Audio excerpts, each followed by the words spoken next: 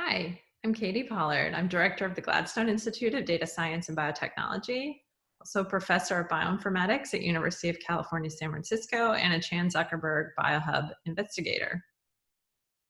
The Human Genome Project shaped my career by creating a research field that combines my many diverse interests.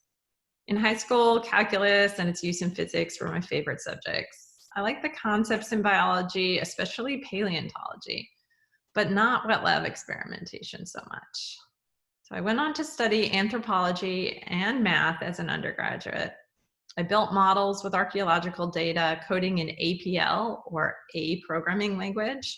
Computers were just starting to be commonly used in education and research at that time. But I didn't see any obvious way to combine these skills into a career. So I traveled, I worked in public health for several years, and then I started a Ph.D. in biostatistics, which likely would have led me into drug development. When I heard about the Human Genome Project in my second year of graduate school, I remembered adoring a paper that I read in college that used DNA from one gene to estimate when humans first arrived in North America. I remember thinking, if one gene could tell us as much as our whole archaeological record, I couldn't wait to read out all the information in the entire human genome. I realized at that moment that this wandering career path of mine had gotten me exactly where I needed to be. Of course, we were too optimistic at that time about how easy it would be to decode the human genome, but I don't really mind that we're still working on this problem 2 decades later. At least we're having a lot of fun.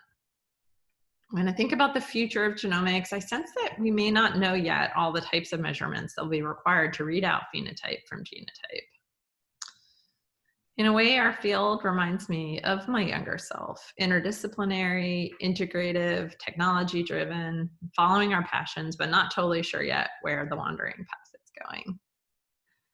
I guess the bravery to forge on with the confidence that it's going to work out is what it's going to take to launch this exciting new area of science into the next 30 years.